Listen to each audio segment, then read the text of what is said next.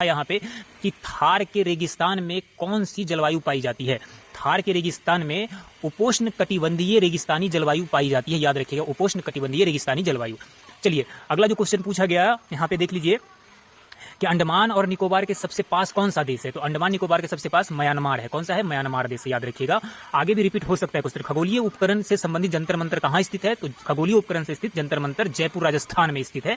कहाँ पे? जयपुर राजस्थान में स्थित है, इसे याद रखिएगा। नेक्स्ट क्वेश्चन पूछा गया था, यहाँ पे देख लेते हैं कि क्या पूछा गया कि राष्ट्रीय विज्ञान दिवस 2025 की थीम क्या है।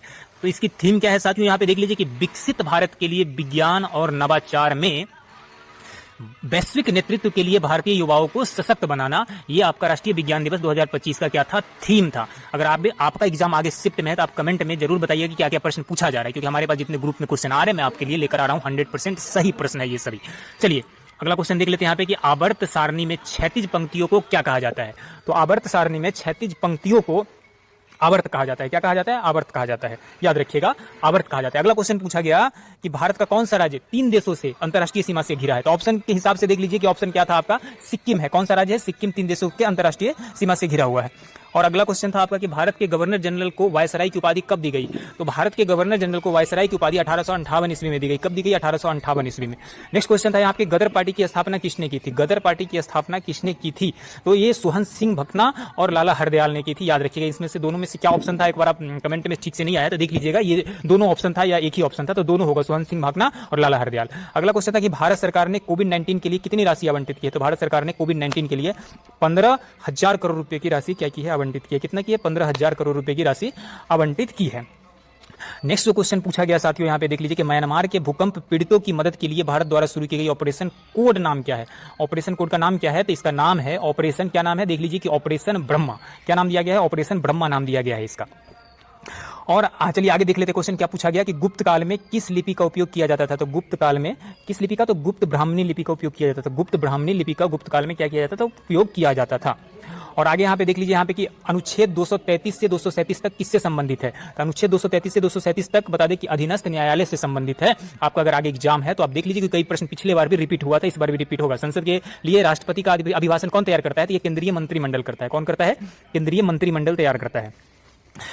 चलिए अगले क्वेश्चन की तरफ देख लेते हैं। अगला क्वेश्चन क्या पूछा गया है यहाँ पे कि देख लीजिए कि आवर्त सारणी का प्रतिनिधि तत्व किसे कहते हैं। तो आवर्त सारणी का यहाँ पे प्रतिनिधि तत्व समूह 1, समूह 2 और 12 से 17 तक यानी 18 को छोड़कर इन सभी को आवर्त सारणी का प्रतिनिधित्व तत्व क्या कहते हैं? कहा जाता है। याद रखिएगा, मोस्ट इंपॉर्टेंट क्वेश्चन इस एग्जाम में आगे आ सकता है, आपका संभावना है प्रश्न आने का। और चलिए यहाँ पे आगे जो क्वेश्चन पूछा गया यहाँ पे कि कौन सी नदी पश्चिम में बहती है। कौन सी नदी पश्चिम में? तो नर्मदा और ताप्ती नदी पश्चिम में बहती है। और यहाँ पे देख लेते हैं कि आगे क्या क्वेश्चन पूछा गया कि नर्मदा ताप्ती नदी पश्चिम में बहती है। याद रखिएगा, जामनगर में अनंत अंबानी ने बांतारा क्यों बनाया गया। तो जामनगर में अनंत अंबानी द्वारा बांतारा क्यों बनाया गया? तो ये बनाया गया था पशु बचाव और संरक्षण और पुनर्वास के लिए। पशु बचाव, संरक्षण और किस लिए? पुनर्वास के लिए बनाया गया था। वहीं पे आगे प्रश्न देख लेते हैं कि 2021 में सड़क माल परिवहन का हिस्सा प्रतिशत कितना है। तो 2021 में सड़क माल परिवहन का हिस्सा प्रतिशत कितना है साथियों? तो यहाँ पे 71% है। कितना है? 71%। याद रखिए कितना है? 71% इसका हिस्सा है। बाकी अगला क्वेश्चन था कि आईफा में personality of the year award 2024 किसे मिला। तो ये अवार्ड किसे दिया गया? तो ये विक्रांत मैसी को दिया गया है। किसे? विक्रांत मैसी को यह अवार्ड दिया गया है। आईफा में ये पर्सनालिटी ऑफ द ईयर का अवार्ड दिया गया है।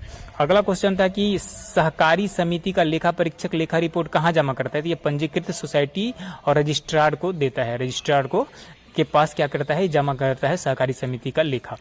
पहला विश्व दृश्य श्रव्य और मनोरंजन शिखर सम्मेलन 2025 कहाँ आयोजित हुआ। तो पहला विश्व दृश्य श्रव्य और मनोरंजन शिखर सम्मेलन 2025 मुंबई में आयोजित हुआ। कहाँ पे? मुंबई में आयोजित हुआ। 70वीं राष्ट्रीय फिल्म पुरस्कार में स्पेशल मेंशन का पुरस्कार किसे मिला? तो ये मनोज बाजपेयी को। किसे मिला? मनोज बाजपेयी जी को। ये क्वेश्चन पूछा गया था। अगला था कि सिंधु घाटी सभ्यता का समय काल क्या था। तो सिंधु घाटी सभ्यता का समय काल था साथियों कि 3300 ईसा पूर्व से 1300 ईसा पूर्व तक। कब तक? 3300 ईसा पूर्व से 1300 ईसा पूर्व तक आपके ऑप्शन के हिसाब से दिया गया है। हाल ही में किस बैंक ने $10 का स्वैप किया है? तो $10 का स्वैप आरबीआई ने किया है। किसके द्वारा? आरबीआई के द्वारा किया गया है। अगला क्वेश्चन है, कुवैत ने किन देशों के पीएम की मीटिंग हुई है? कुवैत में किन देशों के पीएम की मीटिंग हुई? तो लेबनान, ईरान और सीरिया के। लेबनान, ईरान और सीरिया के पीएम की मीटिंग हुई है, याद रखिएगा।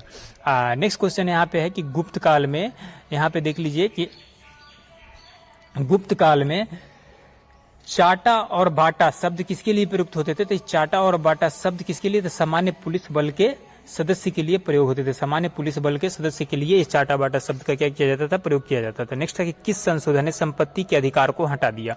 तो 44वें संविधान संशोधन के द्वारा संपत्ति के अधिकार को क्या कर दिया गया? हटा दिया गया। इसे कानूनी अधिकार बना दिया गया। 1992 के पहले पंचायतों का नियंत्रण किसके अधीन था? ये सरकार